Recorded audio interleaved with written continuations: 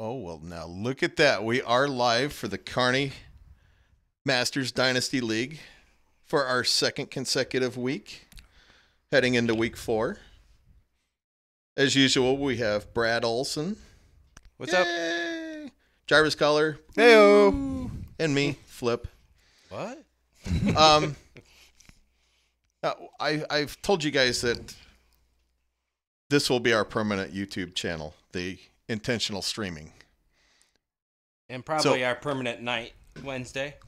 Yes. Hopefully Wednesday at 7:45 or Brad time, whichever comes first. Brad time never comes first. Okay. I was going to say something really inappropriate there. So be sure to subscribe, like, and then hit the bell. The bell will notify you of when we go live or when there's a new video. Okay. So let's go right into Brad then. We'll go with his waiver wire forecast for this upcoming week. Yeah, for this week. It wasn't too extensive, but I did see some people out there that needs to be picked up. One was C.J. Beathard. Now, is there going to be a bidding war on here, or is just Flip going to drain his account? This is going to be one I'm interested in seeing because we have one person, well, maybe two, with an extreme dire need in that position. Now, did someone come out and let him take it, or do they put up a fight, try to block him? It's early in the year, and Flip could use some help just to make sure that he can make it through the rest of the year with an extra quarterback in there. Yeah, and that's really one thing. I'm not a big fan of C.J. Beathard, but I'm kind of over a barrel. Now it's going to depend on, was my bid high enough? Not unless you make a trade instead of a fab. And I've worked on the trade part. These guys won't trade without, bending you over? Yeah, exactly. Well, and one thing you need to keep in mind, though, too, is speaking from someone who did this exact same thing to Shannon last year.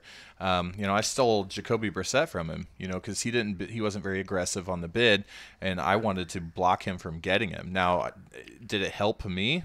Actually, it kind of ended up doing that. So you got to weigh that in. If you're one of those people that are out there wanting to play spoiler for someone going out there and trying to fulfill a pretty big need. What's that going to do for your team? Are you going to have to drop somebody that could be a valuable asset to you down the road? Yeah, and that's one thing with my team is, I do have some issues. I do have some holes to it. Let's head on to the other. Yep. The next one I thought that was probably the most looked at would have been Tyler Boyd, the wide receiver in Cincinnati. And I was looking over the teams. I thought possibly K-Town, Real Walrus, Corn Ranch, Clown Posse, Thunderstruck, and the Donkeys might be interested in it if they didn't move anything around. Because I was looking at some of these teams, like the Donkeys could just drop Des Bryant and pick up Tyler Boyd. See, and I think that with exactly what you're saying, I think there's a lot of people that could, use this guy, especially a guy that's a clear cut, now number 2 in an offense that's going to be passing the ball a lot, especially now with like Mixon gone for, a week or so. But this guy, he's just getting peppered with targets and he's catching most of them. So yeah. I think this guy has a chance to probably go for the highest amount this week. Yeah, and actually, there was something today saying that A.J. Green was kind of a little dinged up. Yeah, his groin, I think, is what it was. And they were saying that was actually a re-injured an old college injury, that he hadn't had groin issues in the pros. But back to Boyd here, 6 catches, 91 yards, 6 catches, 132 yards, a touchdown the last 2 weeks. Over 20 points, that's wide receiver 1 right there. Yeah, first 3 weeks, yeah. But can he keep it up? I think he can. I think he is the absolute number 2. John Ross is not. I think Ross is kind of a foregone. I think John Ross is a one-trick pony. Absolutely. Completely agree. Now, maybe a possible look. Maybe some people might look at Taywan Taylor, but that's if you're looking deeper, I think he gets involved in that offense sooner than later.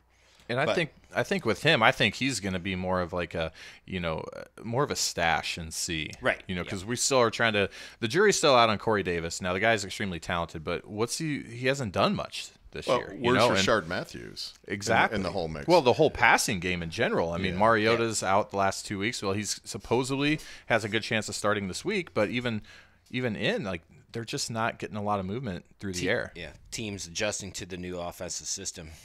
Yep. Still in progress. Now, I thought Dallas Goedert was dropped, and that could be a pickup for another stash. I like him. And I do too. Ian Thomas is out there. Now, Greg Olsen might be in the booth next year, so who could take it over could be Ian Thomas. And then if somebody just want to do a bye-week flyer coming up, Ben Watson could be one just to pick up. One thing with that Dallas Goedert, I saw him play against the Steelers in preseason, and he's a move tight end, very fluent, soft hands, not extremely athletic like some of the other move tight ends, but definitely somebody to keep an eye on. Well, and with him, like if I'm not mistaken, I think he dropped a touchdown catch in week 1. So if he catches that, he's top 12 tight end right now. I got a couple others. I actually went into the kickers because there was a couple of kickers, and I didn't go through to see if anybody had the injured kickers on their teams or not. But I thought Cody Parkey and the Giants kicker, that Aldrich Rosas. I thought those two, if you needed to fill in, that those two would be the guys that would be picked up. And then Not very often on podcasts do you actually hear the commentators talk about the importance of kickers, but Brad is doing that as we speak. Hey, you know what? I'm on 2 weeks in a row without scoring a single point for my kicker, and that really came to bite me in the butt this week. Yeah, well, that's just team management. And I think I got one other important one that I saw out there that I was surprised to see is a linebacker, that Nick Vigil. That from dude's Cincinnati. Yeah. He's the number 4 overall tackler and point getter in the linebackers in that league, in the Masters leagues, and he's a free agent. He needs to be owned. I was surprised to see that as well. And that takes care of what I saw on the waivers. Yeah, that's pretty impressive with him, with 11 tackles, 6 tackles, 9 tackles. He's not getting a lot of assists, but, getting almost 12 to 15 points to 18 points out of your linebacker. It's huge. You're going to win games by having 2 of those guys. Absolutely. And the consistency with this guy just kind of pops out too, Mm-hmm. You're not getting 6 points one week and 25 the next. Yeah, exactly. And that's very important out of your linebackers. Absolutely. We're going to hit the news and notes section before we actually do look at the waivers run this week. So, first thing I want to address is Luke's penalty. This is absolutely the worst thing a commissioner has to do is take a player out of somebody's lineup and which ends up causing a loss. Well, in this case, it actually caused 3 losses. What Luke did was he did not have 2 linebackers started the first week, so I believe he started 2 quarterbacks and 3 running backs, both week 1 and week 2. The problem is nobody caught it week 1, so he figured it was legit, so he just did it week 2. How the system is, you don't have to start any linebackers, but for me to make the system right, I have to set it where you could start 0 to 2 linebackers, 0 to 2 safeties, 0 to 2 corners, 0 to 2 defensive linemen. There's only one way to fix that loophole there, is if it was mandatory that you had to start 2 linebackers. The problem with that is we have guys starting safeties, and they're very good safeties. And we don't want to take that away from them. We don't want to take that away from them. And, I'll take some responsibility on this, that I looked through the lineups, but that was one thing I was not looking for. Well, and yeah, for me too. Like, I can't help but feel bad because, and I think probably it's just the fact that it's still, the season is still so new and everybody's excited and paying attention to their teams and roster moves that, at least that was the way for me. And I like to scrub the lineups just to see if if there is something wrong, I can catch it and get ahead of it and, to prevent problems like this. But I really did. I felt bad for Luke about that. And again, I feel bad because I didn't catch that. And, but the last thing is, this is our third year doing this. There has been penalties in the past for the same exact thing. Ultimately, the responsibility falls on the owner to make sure that you guys hate when I bring this up, but this is all in the bylaws. This is stuff bylaws. This is stuff that's been out there for 3 years. You know, I hate the hound on that, but you know, that's just what it is. Judge Flip. You know, this could be something that we could look at in the off season, but right now, there's nothing we could do during the regular season. Luke, I'm really sorry, but it's just got to be that way. So enough of that. Let's get into the real NFL news. Baker Mayfield starting for a benched and hurt Tyrod Taylor. Ouch, Flipper. Yeah, that's a big. I was hoping maybe week 10, maybe week 12, maybe the whole year I'd get Taylor, but I lose him. You know, I lose him early. Mayfield was 17 for 23, but he did not have a touchdown or an interception to give the Browns their first win.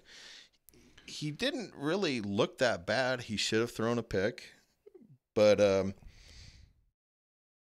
he came in and played well.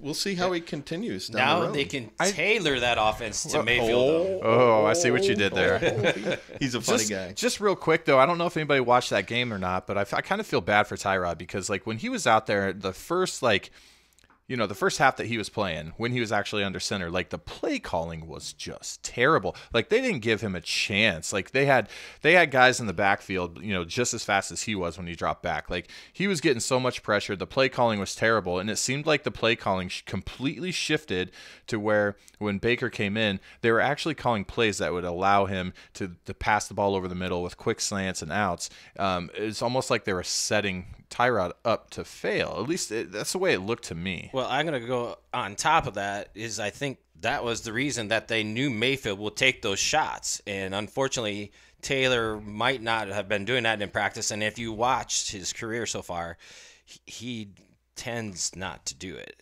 Yeah, well, he holds onto the ball and looks for something a little bit farther down the field or run. Yeah, but yeah, either way, it was actually a really good game to watch. So we'll actually, you know, get to see Mayfield this week. I don't have who the Browns are actually playing. My bad there.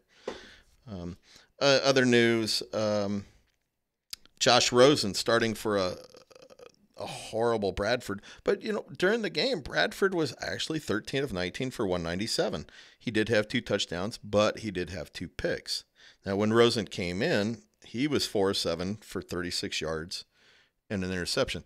The crazy thing is that I found is when they benched Bradford, the Cardinals had the ball and were trying to win that game. They were in position to win that game. And there was 4 minutes left in the game, so it was very highly suspect why they just did it right then. It made no sense. It just, why throw the kid to the fire like that? Yeah, it was a very strange move. Yeah. Fitzpatrick keeps his starting job for now. 3 touchdowns, 3 picks. He 400 yards again. But he was, 30 of 50? That's only 60%. That's not impressive at all. A little drop from the previous 2 weeks. Yeah. It was against the horrible Steelers secondary. He did look good.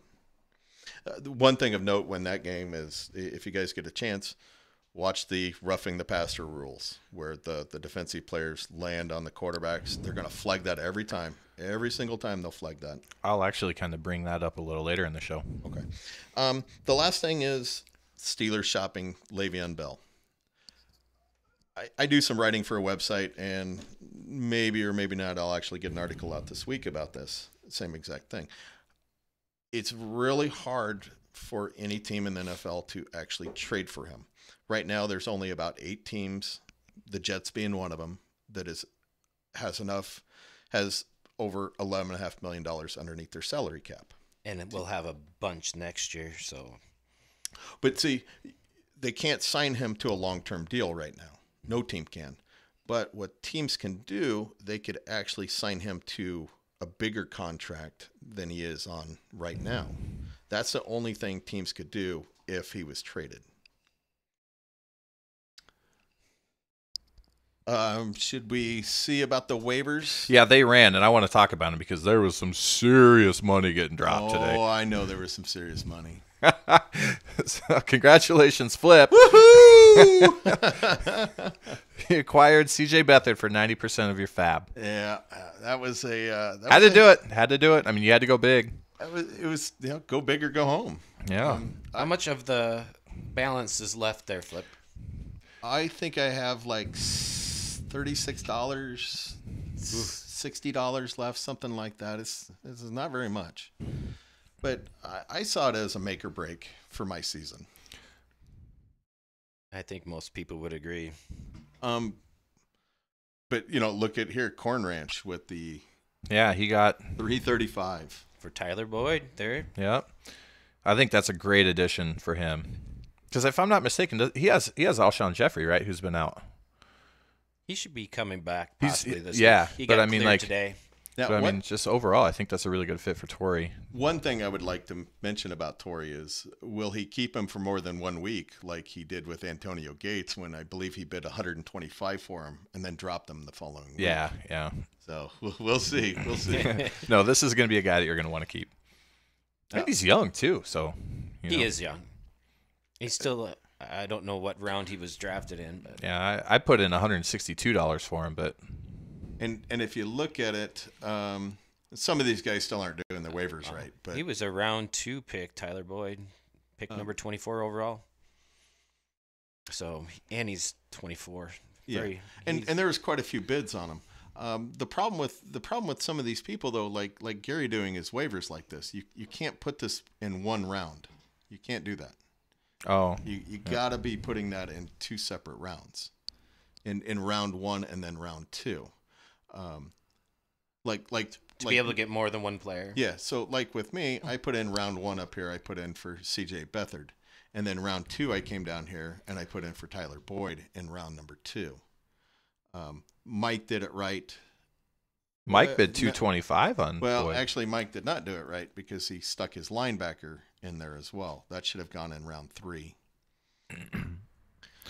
Luke, he got Dallas Goedert. That's a good pickup for him. He's got Evan Ingram right now, a little banged up, so I like that move. And then Mike goes out and gets Nick Vigil. And a fairly $54. Cheap, that's awesome. That's a really good move. Very reasonable. Mm-hmm. Very reasonable. Steal. He's a plug and play guy all week. You know, definitely. Now you don't think he is ever gonna get a little bit less action once Burfett comes back? Oh, Burfict will be back for maybe like a quarter or 2 before he like punches somebody or kicks somebody or whatever and gets ejected out of the game. So Vigil's the guy. He's the guy. He's the guy. Yeah. I did finally dump. Kroll got Taylor Lewan. Yeah, there's another nice pickup. Or Taywan Taylor. I said Taylor Lewan. He's their lineman. He's their tackle. Please don't start him in a lineup. Flip will go crazy. Yeah, he's like he's their left guard or something like that. Yeah. I don't even know if they're available on the Yeah, I don't think you can play him. You might be able to. Look at Stefan. He got Tampa Bay's defense. What do you think about that? I think they're like towards the very, very bottom. Actually, I think they're tied. I think they're tied for dead last with passing yards given up. Yeah, but they've been getting a few sacks, aren't they? They're actually close to the top in the defenses that were available. But I think they're good against the run though. I could be wrong. Well, the Steelers couldn't run on them. I'll tell you that much. Having rushing yards against 43, 67, and 70, so they're rating. What about their passing? Can you see that? So they were 8th overall in points. They're about 350 and above each week, so they're giving up a bunch of yards in passing. Yeah, so they're over 1,000 yards, given up in 3 games. They have 7 sacks on the year, 1 interception. So it's an interesting pickup, that's for sure. Well, and he didn't spend a lot of money on it. No, he spent a penny on him. Mm-hmm. But they're playing the. Are they playing the? They're not playing the. Are they playing the Bears this week? No, they're playing the Eagles. this week. Okay. Oops, no, I'm sorry. I'm on the wrong. No, they are playing the Bears. On the wrong. Yes, it is the Bears. I in remember. Chicago. Yep. I know that because I will be talking about that a little later. Okay, yeah, okay. There's Tampa Bay. I'm sorry. I was on Tennessee that whole time. So, yeah, they are playing on the road against the Bears. Sure, Stefan would be up for a trade. So, okay, Brad, you wanna head into the injury report, the recap? Yeah, we kind of touched on some of them already because we'll just go over them. Quarterbacks, Tyrod Taylor with the concussion should be cleared before game time, but only to be active as the backup for the new Mayfield show. Garoppolo with a torn ACL, done for the season. ouch. That really does kind of hurt Stefan. It would have hurt him a lot more if I would have snagged Derek Carr from him. And Mariota still has the elbow that he's dealing with, but he actually played through the game, made it through because Gabbert came down with a concussion. So most likely we'll see Mariota again. Bradford being benched was going over. Aaron Rodgers, I heard a little bit.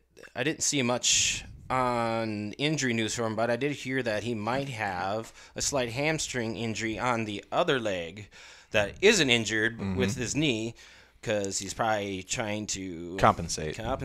Yeah. So We see that a lot, especially with soft tissue injuries like that.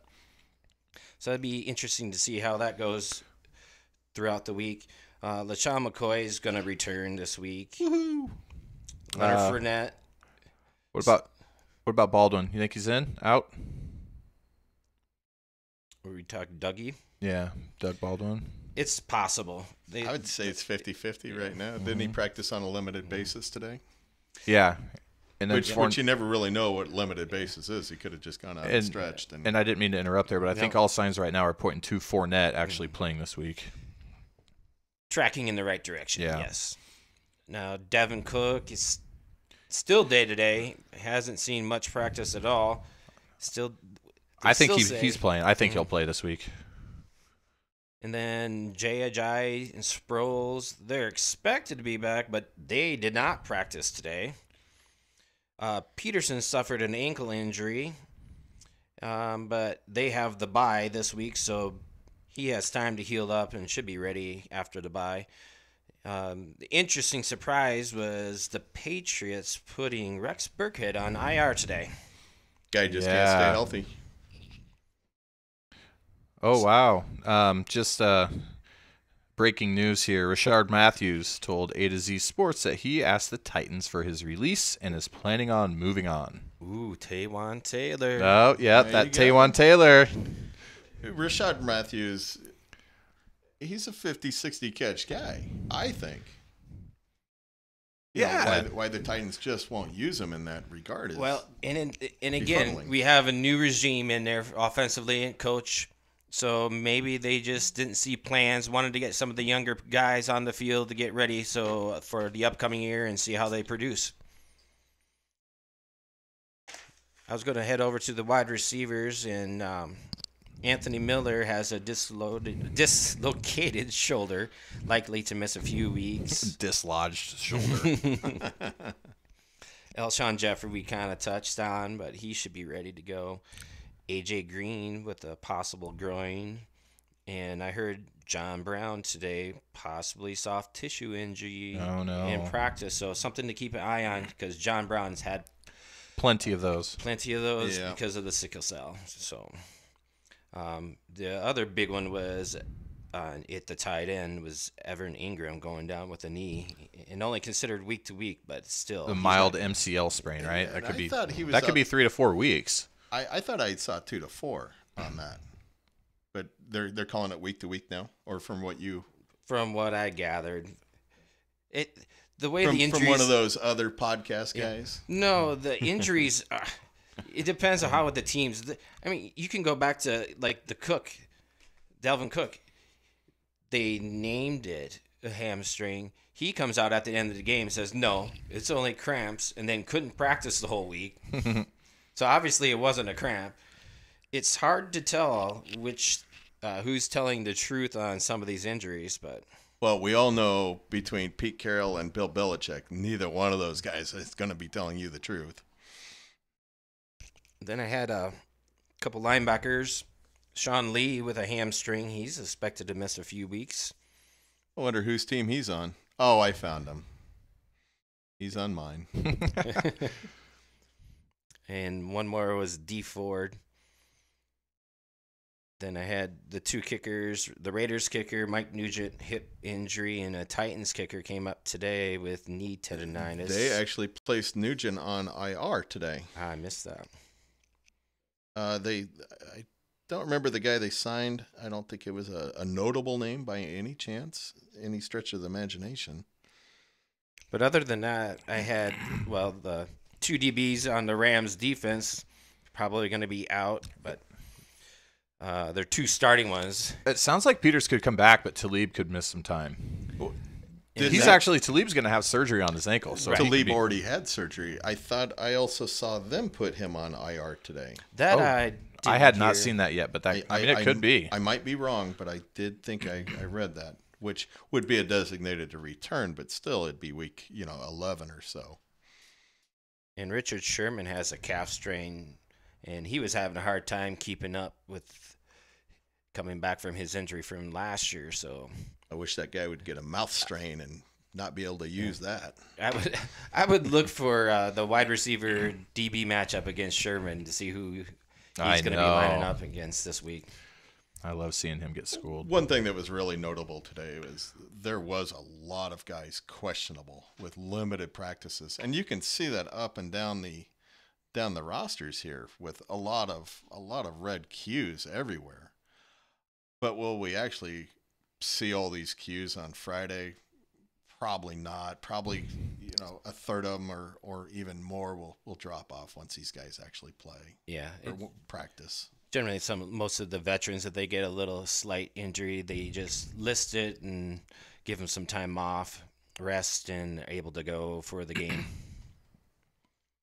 Okay, Jarvis, let's head over to the week 2 recap. So week 3 recap. Whichever. So week 3 recap. Going into this week, we had 3 undefeated teams. This week has taken down 2 of them. So now we just have one sole remaining undefeated team, and that is Master Will, 5-0 right now. One thing I want to point out, though, is so after this week, I think it's pretty safe to say that I think we've got a clear front runner on the best team in the league right now, and I have to say it's Kroll. Absolutely. This guy is just wrecking people right now. When you're averaging, 200, almost 209 points a week. Yeah, and you look at the next closest person. That's me at 185. Then we have Will at 182, Flip at 181, and we've got Stefan and Gary at 179, 178. He is. He's 23 points. He's averaging 23 points better than everybody else right now, and a big part of that's Drew Brees, Michael Thomas. He's almost got like 100 points already through 3 games. Like, this guy's on fire. On average for 200 plus catches for the season. Never been done. That's insane. So no surprise there. Kroll goes 2-0 this week. Flip. I really enjoyed seeing this. Flip goes 0-2 this week. Gary was in 2 absolute barn burners this week. Between both of his games were decided by less than 5 points. Now I will say something though. Stat changes tomorrow. I'll be looking at that to see, and I'm sure Gary's going to be staying tuned to Big Ag because right now 0.23 separates Gary and Stefan on their matchup. Correct. But as of right now, it looks like Gary goes 1-1. Mike, has a rough week at 0-2. Will again goes 2-0, so remains at 5-0. Luke goes 1-1. Shannon is pulling a little bit of a comeback here. So, he's 2-0, brings his overall record to 2-3, and then Darky goes 0-2. So, this week I go 1-1. Stefan, he's creeping up behind me there. He's 2-0, JJ 0-2, and Torian 1-1. So, as of right now, our Division 1 leader, we got Kroll at 4-1. Division 2 leader Will at 5-0, and Division 3 leader myself at 4-1. Nobody wants to know what Brown can do for you. That was so like 4 years ago. All right. Now we'll get into our fun section. The supers and poopers. Jarvis, why don't you start us out with your supers and poopers? Yeah, so my first super is actually, again, like I feel like every week I talk about someone on Kroll's team. Unfortunately, this is someone that is not only on Kroll's team, but he forgot to play him. Calvin Ridley. What a game. 7 for 146 and 3 touchdowns. 40.5 points. He did this all on 8 targets. So it's not like he got a huge amount of target share. He was just catching everything that was thrown to him, again, is this okay? So week 1 with this guy, he had 1 target. The next week he had 4, and this week he had 8. Like, just real fast. Like, since he had him on the bench and he didn't, I don't blame him. I wouldn't have been confident in starting him. But going forward, I mean, is this an anomaly? Like, is this going to be a legit guy that you can put in your lineup week after week and feel confident about it? Depending on the rest of his lineup, without looking at it, I would say it's going to be hard for him not to start him, because I think Ridley was a player who played under Sarkisian, so he knows how to use him. And now you're seeing it develop more and more during the game each week. So mine is going on the side of starting. Yeah, I would say with that high octane offense, you have to start him. And I don't blame him for not, though. I mean, he's got Michael Thomas. Obviously, he's a locked and loaded wide receiver 1. He's going to go every week. But the way Emmanuel Sanders has been playing and that rapport he has with Case Keenum, you got to throw him in that lineup. And then it's between Keelan Cole, Calvin Ridley, Robert Woods. Well, Keelan Cole right now is the Jags wide receiver 1. And in a favorable matchup that they had with Tennessee, you would have thought that he would have had a pretty good opportunity to play and play well. So he had 9. Look at that. He had 9 targets. Yeah. So I don't blame Kroll. It's just you can't predict those blow-up games. But my thing is with that is, like, going forward, like... You go Bortles or Ryan? Well, you got to go Ryan. Yeah. Yeah. Which means you start Ridley. Yeah. Most weeks, unless there's a dangerous matchup, and then I guess you can always go back to Cole. But, yeah. So it'll be interesting to see, and Kroll's in one of those situations where he's kind of got the luxury to be able to afford having a 40-point guy on the bench and still kick out. And he still, put up 200. High point, 218.9 points, 218.6. I believe that's high point for the year. I think it is, and I think he had 217 before that, so Correct. He just keeps climbing that. Go ahead. No, I was just going to say that he did win the high point for last year, I believe. Yeah, Kroll's he's making a move, man. Mm-hmm. Kudos to you. So my next guy, it's kind of like this one's going to be more. I don't know if this is going to be more long term, but this is kind of going back to, a subject that we hit on just briefly a little earlier. But my second super is Cam Newton. Didn't have a ton of passing yards. He had 150 passing yards for 2 touchdowns, but he also had 2 rushing touchdowns and 36 yards. So the reason I put him in here is because I'm really actually high on him going forward because of those roughing the passer penalties. Like, guys are afraid to go and tackle and drive people to the ground, and a guy of his size, you have to hit him and try to take him to the ground. You got guys that are going to be going in and trying to go after the ball. They're going to bounce off of this guy. I think he's preying on it, knowing that's absolutely. Part of it. Going forward, like I feel Cam is going to have the potential to put up 29, 30-point games like at the regular, because people are going to be afraid to actually drive into him and take him to the ground. And a guy that size, that's the only way you're getting him down. And Cam's best years is when he's actually taken off and ran. So, and this is the year that it's proven to be that. Yeah. So another 30-point game from him. So, and my third guy is actually it's a bit of a change. It's linebacker, Darius Leonard. This dude had 9 tackles, 4 assists, 1 pass defended, 5 tackles for loss and 2 sacks, 26.5 points. And look what he did the week before. Look at this. This guy's got more points than half of my team. So he's absolutely locked and loaded in a super this week. He should have been one last week, to be honest with you. But and look, Will picked them up last week. That's what I was gonna say. And inserted them right into his lineup. You know, that's just good team management right there. It really is. Yeah, this could be a big reason why he's 5-0. Team management. Team management. So, those three, Calvin Ridley, Cam Newton, Darius Leonard, my three supers this week. On the opposite end of the spectrum, unfortunately, we had some guys that laced up their boots, went out to work, and pooped all over in their big boy pants. Slipped in their own. In their own mess. Yeah. First guy for me that jumped out was Chris Thompson. How big of a disappointment was that? Oh, just tell me. You get a guy that's supposed to be, pretty reliable, especially in an offense where you have Alex Smith, who's good at those short intermediate passes, especially hitting those running backs out of the backfield. And Chris Thompson's one of the best in the league at catching the balls out of the backfield.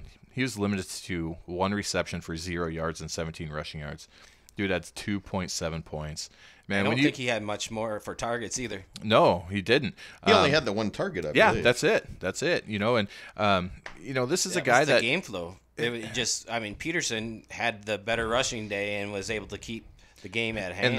And that's a big thing, and like as a Chris Thompson owner, is that something that you should be afraid of week in and week out? Like for me, I wouldn't think it would be with Adrian Peterson. Like, he's getting up there in age. How long is he going to keep those legs fresh? But this should be a guy, regardless of the game script, should be good for maybe 4 or 5 to 6 catches a game. I wouldn't be scared off of just from 1 week. I wouldn't either. Unless he's got a better option, which I don't know. I don't think he does, than Chris Thompson. So, and another guy that's got kind of a target share guy is that pooped in his pants was Pierre Garçon. 4 targets, 1 reception, 11 yards. He's kind of been doing that all year, hasn't he? They really haven't shown to go to him much yet. And in that offense, I felt that he was primed for a much larger role than what he's gotten so far. You look at that 6 targets, 4 targets, 4 targets. Where are they going? Well, they're going to George Kittle, and they're going to Matt Breida. Goodwin has been out for a little while, so Pettis has been eating those up. I don't know why, but they're just not going to Garçon. So at this point, I'm really concerned, and he is an absolute bench warmer. Yeah, he's at best, or you could try to work a trade and get rid of him if you think he's still got some value or drop. But right now, I can't start him with confidence. Another guy, I hate to say, is Larry Fitzgerald, and the guy only had 2 targets in this game. How? I do not know. One of the all-time best that's ever played the game at his position, and they're giving him 2 targets. Both Johnson and Fitzgerald are saying, what about us? We used to catch a lot of balls. Now, did Fitzgerald play that whole game? I did not watch the game. I know he's been dinged up, so I'm not sure if he actually did play the whole game. I don't think people at the game watched that whole game. Hey, they could have won it at the end if they would have just stayed with Bradford. No, they probably wouldn't have. But yeah, so that's unfortunate. The warning flags are starting to get raised there, but I'm overall not too concerned at this point. We'll see what happens when Josh Rosen comes in. I was just going to bring that up. Will he actually bounce back with Josh Rosen? I think he will. Yeah. And Fitzgerald's only 80 targets out of second place overall in the all-time leaders behind Jerry Rice and Tony Gonzalez. Fitzgerald hopes that he certainly seemed to like Christian Kirk a lot, so we'll have to keep an eye on that. All right, Brad, your supers and poopers? Mine are pretty simple, basic, for specific reasons. This might be the easy. Go ahead. Supers is the Buffalo Bills team for blasting the freaking brains out of the Vikings. Circle the wagons. Didn't he put his pooper last week as the Vikings kicker? Do you see a recurring theme out of Brad here? There has been 2 Vikings. I think in the pooper it was planned that they must have drugged Everson Griffin. He went AWOL. The team went with him and didn't show up. And my poopers is the Minnesota Vikings. Now, is that the whole team, or is that everybody? That defense You that gotta got throw it. The only guy I don't think that you can blame on the Minnesota Vikings is Dan Bailey. He just didn't have an opportunity. Yeah, 2 strip fumbles from Cousins. Cousins ended up gutting out a decent game. Thielen had a good game. Even Diggs, it just didn't go anywhere. And the running game was horrid, man. It wasn't even close to anything. Maybe they should have had Chris Ivory, who ran up and down on the Vikings instead of. So Brad, is the resident Vikings truther. I mean, I know pretty much anybody and everybody that plays fantasy football got burned by a Viking or two. And a Viking fan yourself, is this just a simple fact of maybe they just overlooked the Buffalo Bills?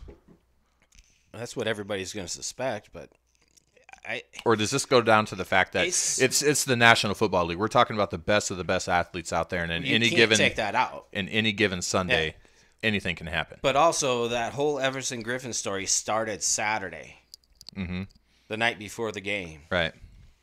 And so he went over to his teammate's house, and supposedly that's what happened. And then during the week, the team told him to come back, he was going to need to get a mental health evaluation. And I heard he was in the ambulance or whatever vehicle he was taken in, and basically, he got out, and he was walking down the street with his hands in the air, thinking someone was going to shoot him. Yeah, it's a very bizarre story, and it's kind of just showing no cohesion on the Vikings team, because that offensive line was almost non-existent. From Riley Reef never played that bad all of last year, and he was just like standing still. It seemed like they just ran right around him. Yeah. But supposedly he has some kind of a foot injury, so maybe that was part of it. But yeah, I didn't have much else besides, because that was just a bad show. Well, enough of the worst game of the week. Let's move on to my supers and poopers. Easily my super is Matt Ryan. The guy is just incredible. 374 yards and 5 touchdowns. He's really pulling Gary along here a ways, helping him out tremendously. And real fast, Gary, he's 1-4, but he's got like the 5th highest average. So, Gary, if you're listening, man, don't get discouraged. You're still very much in this. Yeah, absolutely. You always got to keep remembering that 6th place is the high point. But, we still have over 20 games to play. Yeah, it's a long season. A very long season. Sorry, I didn't mean to interrupt, but I felt I had to say that. I'm used to you interrupting. It's okay. And you never want to wear that dress. Yeah. I don't want to see flipping that thing again. Wait, do you want to see Gary in it? Okay. Oh, good point. All right. My other super is Robert Woods. 10 catches, 104 yards, 2 touchdowns for Kroll. Now, this is another guy Kroll had sitting on his bench, but why would you really start him? Kroll is just deep, at wide receiver. Now, one thing I would like to point out is Kroll actually had 133 points sitting on his bench. That's just a sign of a good overall team. Yeah. I'm going to send a little love out here to my buddy JJ and said JJ did score 136 for the week himself. The last guy is that complete team? Bench and starters? No. I don't think he scored anything on his bench, though. My last super was Josh Allen. Good for Josh Allen, man. I hate to bring up, the Buffalo Bills. I thought we were done with this game. Well, I thought so too. But, that game was done after kickoff. First fumble. 196 yards and a touchdown, but he had another 39 yards rushing and 2 touchdowns. That's pretty good against a stout. And Minnesota, as a rookie, top tier. coming in and getting, I mean, for the most part, a lot of people laugh at him and laugh at the Buffalo Bills in general. And he comes out and he just gave him the double middle finger. It's just like, boom, eat it. I'm here. I'm winning. And he did it. So kudos to him. Yeah, Good for him. The O-line did block really well for him. Oh, sure. We got close to getting to him quite a bit, but not close enough. Okay, and my poopers. Boy, oh boy. Amari Cooper, are you kidding me? I feel like he's in this category almost every week. 2 catches, 17 yards for Luke. Letting the old man show him up. I mean, Jordy. Yep. Jordy had an incredible game, but when you look at it, 2 catches. Serious. How does that really happen? Well, I think we're to the point now, and I think I mentioned this last week or the week before. I think we're to the point now where we really seriously have to start entertaining the idea that maybe Amari Cooper just is not good. This is a guy that's a first-round draft pick. Has top 15 wide receiver written all over him. He sure does. He just never does it. And he's like, what, 24? He's so much younger than I thought. And the guy has all the athletic ability in the world, but for some reason, it just does not translate on the field. It will never showcase. I mean, it may once or twice a year, but you can't trust that. No, not whatsoever. Nope. As soon as he has the next big game, trade him. Trade. Well, and I thought Luke had him. Did he drop him? Did I miss that? No, I think Shannon has him now. Does Shannon have him? Okay. Yep. Yeah, he sure does. He does. Okay. Yeah, that's just Stefan terrible. got rid of him. My next pooper is Drake out of Miami. That was surprising. 5 carries, 3 yards rushing. Yeah, but He actually saved his day by 2 receptions for 7 yards. Yes. I'm still blaming the coach, Adam Gase, on not using him. He knows exactly what he can do after the last 7 games of last year, showing the team exactly who he is. And now they're refusing to use him and inserting Gore here and there. But why don't they ride him? This is the Miami Dolphins and Lamar Miller all over again. The guy's really insanely is. talented. Use him. You know? I get that Gore is still actually producing, but I didn't see the touches between the 2 guys. But the week before, Drake was still out touching Gore, but it wasn't significant. Yeah. It was like 16-10 the previous week. I don't understand it. And if I was Torrey, I'd be extremely upset and just frustrated because that shouldn't happen. Well, and poor Torrey, he lost Bell, and then got frustrated and traded him, and now to have this happen with Drake, it's got to be frustrating. And can you actually start him? But can you actually start Drake this week? Doesn't he have something in the works where it could actually help him out? Yeah, we never got confirmation on that. No, so we'll have to save that for now. Yeah. Well, he's also dealing with the Dion Lewis that all of a sudden they decide they don't want to use him either. Yeah. I don't understand that either. So he's in some. We'll see if his thing that's in the works, if that actually gets ran, if that gets followed through, it would definitely improve his team. Absolutely. From seeing the proposed trade, not going to mention it because we don't want somebody swooping in on it. I was going to say, is this illegal looking? Is this No. No. What it was, Torrey had sent us a text message saying, this is a trade that I want you guys to talk about. Propose. I never got confirmation from his trading partner on it to run the trade. Oh, actually, Shannon did Hey, tell me. Hey. Yeah. Okay. Well, here, I'm going to mute Brad for the rest of the time. So. Okay, so moving on. Okay, so my last pooper, I don't know why Brad actually said that Stephon Diggs had a good game, but or had an okay game. 4 catches, 10 targets, 17 yards. This is It was all low. Yeah, they didn't get connected on the deeper ones. I mean that's he terrible. got overthrown a couple times. That is terrible from a perennial 15 to 25 point guy there, and that's just unacceptable.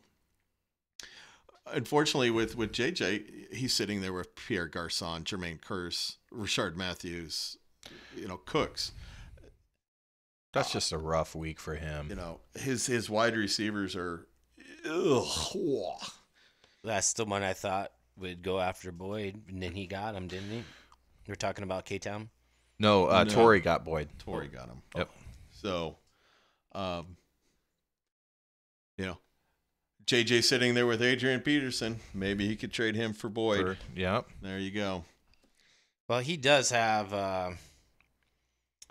Who did he have down here? I thought. He's got Callaway that he could bring up. Oh, I thought you were excited about Jeff Swain. But no, Callaway needs to come up. Yeah, absolutely.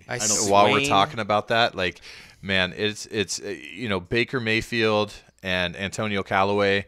They were working with the number 2s all preseason. They've obviously got a big connection and a rapport with one another. If I'm not mistaken, I think they roomed together. They're good friends. Baker starting, you got to move Callaway up. At least I would, just given his roster. Move him up, give him a chance. He's a rookie. He's a young guy. You can easily keep him for next year. But, look at JJ's IR there. Geis and Lee. Lee was projected to probably be the number 1 in Jacksonville. He lost him before the season started.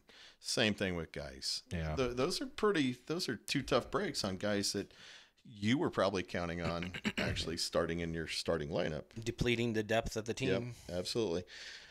Well, let's move on to our next section. Start, sits, and sleepers. Go ahead, Jarvis. Yes, sir. My favorite section of the day to see how accurate I can be with my prediction analysis. How was you do last week? Actually, I didn't even check. I think I had a pretty good call with a couple guys, but okay, so that indicates that maybe I didn't have such a good hot week. No, but I have no idea. I had no idea. I'm just busting okay. his, Well, I'm super confident in this week, and actually, I'll be sure to follow up on these and see how I do going forward. Spilling over here. Yeah. So every week, I'll be sure to mark. Not only record who I have down for my start, sits, and sleepers, but then I'll actually go through and see how they did to see, if you can spank yourself or not. Right. Well, hey. Whoa. This is a little PG-13 here. Hey, it was my mom might be boys, listening. the behind.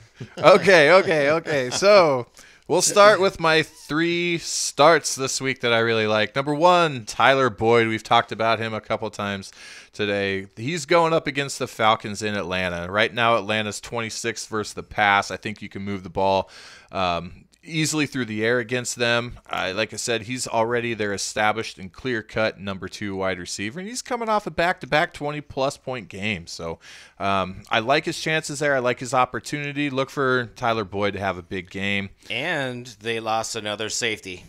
Yes, they did, didn't they? So they lost another DB on their backside. Yes. So all the more reason, Torrey, you got Tyler Boyd. Start him this week. Another guy, he was actually just in a previous segment of mine as a pooper. I look forward to Larry Fitzgerald rebounding this week. They're playing the Seahawks, who's kind of a tough defense through the air, but they're playing at home. You got Josh Rosen, a young guy coming off, starting his first game. What is a quarterback's best friend? Tight ends, passes out of the backfield, and short slants over the middle. Get that ball out quick, accurate throws. Look for Fitzgerald to get peppered a lot this week. Certainly a lot more than 2 times than he is. So I'm expecting a pretty good game out of Fitz in a rebound game matchup against Seattle. Another one, probably my favorite start this week. I'm going to have to go with Zeke Elliott. He's playing the Lions at home. So far this year, Detroit has given up the league's worst 448 yards on the ground to teams through 3 weeks. This guy's going to have a ton of opportunities, a ton of carries. I look for a run-heavy game script. And to be honest with you, Dak is non-existent. Dak is terrible. Dak is terrible. And he doesn't have any pass options. So Zeke is just going to get loaded loaded this week, with a workload. So I really see this is probably my most confident start this week. So, and rumors were flowing that the offensive play calling might go back to the coach. I did hear that. I think, but I it was think denied. Garrett, I think Garrett came out and said that Linehan was going to keep the calling duties. So yeah, we'll see how that shakes up. So yeah, my starts this week: Tyler Boyd, Larry Fitzgerald, and Zeke Elliott. Moving on to some of the guys I don't feel so confident in. Number 1, Ryan Fitzpatrick. I know he's coming off 3 consecutive games where he's thrown over for 400 yards, but guess what? This week he goes into Chicago, and Chicago's defense is legit, especially at home. It's kind of like Roethlisberger home road splits. Chicago plays great defense at home, and right now they're 5th overall in total yards given up. So they've been playing really well. They're at home. You bring in Khalil Mack, look for that pass rush to get in on Fitz, and Fitz, last time I checked, not super elusive. No, so he likes to stand in there and take the hit and try to get the pass off. He does not run. And so he did get 45 yards out of the Steelers by getting driven into the turf this past week. And all of his weapons, D-Jax, Mike Evans, they're all deep threats. So I look forward to seeing the Bears, putting up a pretty good showing at home, and I think Ryan Fitzpatrick kind of suffers at the hand of that. Second sit, we just talked about him, Dak Prescott. I mean, guys, they're going up against Detroit, who actually has a really good defense. They've only given up 456 pass yards this season so far, and with Dak not having really any other options through the air, he's going to have to either get it through short intermediate passes or running the ball. Otherwise, because like I said, I predict this to be a run-heavy game script, and so if you got Dak Prescott, JJ. Darius Slay is by far the most underrated cornerback in the NFL. Oh, he's balling this year. Oh, absolutely. Hopefully he actually gets more credit. Maybe it's just because he plays for the Lions or whatever it is. But he is a legit shutdown top 5 cornerback in the NFL. Yeah, so JJ, if you got another option, Alex Smith. I would look to do that. That's his only other option. But he's got. Oh, and this is week 4. This is with all the wide receivers. So he has to go. This is week 4. This is week 4. He has to start Dak. So he's okay. JJ's a homer. So yeah, he'll be fine. He wouldn't sit him anyway. No. Maybe he'll take him out for supper and then try to boost his confidence. And my third sit is Derrick Henry. Actually, they're playing against the Eagles at home. Eagles in 3 games have only given up 185 rushing yards. So. Ouch. Now, right now in Tennessee, I mean, you're still in a timeshare between Derrick Henry and Dion Lewis. You got a 1A, 1B. You don't have a clear-cut guy. And so in a game script that I'm anticipating to be a game where Tennessee may be behind and have to pass the ball to catch up, I see Dion Lewis as being the guy to start this week. I would bench Derrick Henry. The only funny thing about that whole thing is that the Tennessee defense has been pretty damn stout. Mm-hmm. They've kept the games close, and so they haven't had to really rely on the run. But would you actually start looking at his options here? Are you gonna start Lewis and Drake? I'm starting Lewis and Drake. Okay. So we'll see if that actually what transpires out of that.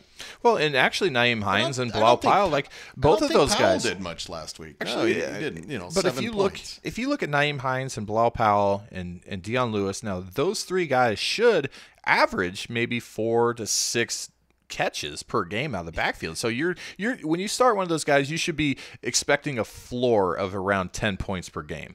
Okay, I'll give you that on Hines. I didn't actually realize that he was catching the ball that much. So. Yeah. Yep. Did you have something else to add? Well, no, it was just that Powell had 73 rushing yards last week, but no targets. Yeah, that was surprising. The weeks before he had 6, and the first week he had 2 targets. And he can catch the ball, and you want him in space because he's so elusive. Mm-hmm. And he's clearly the best pass catching back in that offense. Yeah, he needs to be involved. Yeah. So then moving on to, so just a quick recap. So my sits this week, Ryan Fitzpatrick, Dak Prescott, and Derrick Henry. Moving on to some guys, some sneaky starts. They're sleeping under the covers. Some sleepers for you.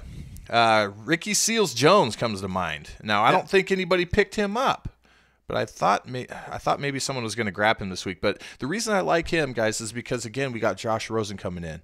And Seals-Jones is a big-bodied, fast, athletic freak show of a tight end who just really hasn't gotten a lot of opportunity. I think this is a game he comes out and he shines. Again, with Josh Rosen, coming in first career start, needs those short passes.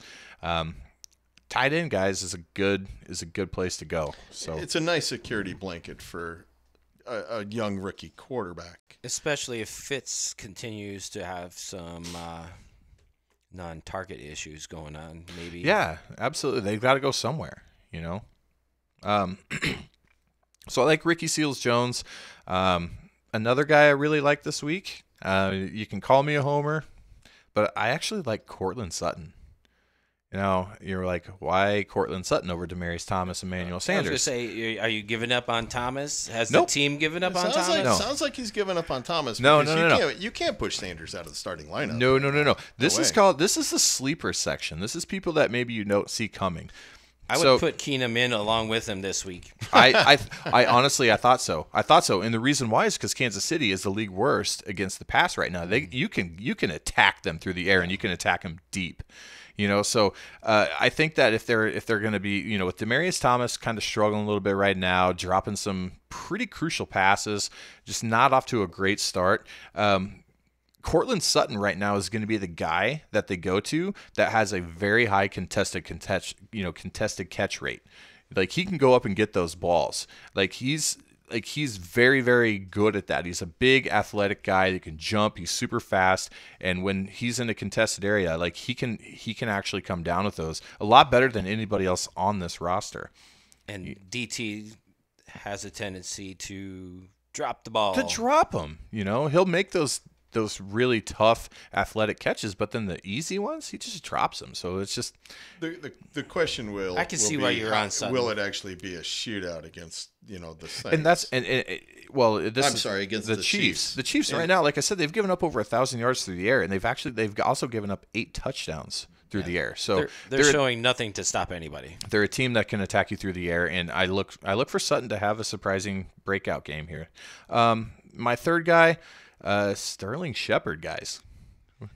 I like it because Evan Ingram being out, and when Ingram was out last year, Shepard kind of showed up in a big way. Yep, and they're going up against the Saints are just as bad as the Chiefs through the air. Yes, they are. And with you're exactly right. With Evan Ingram out, I mean, the targets are going to have to go somewhere. They're going to be focusing all their attention on Saquon Barkley out of the backfield and Odell Beckham, obviously. I mean, and then who else do they have? And Sterling Shepard is a legit slot guy. So I can see him having a big week.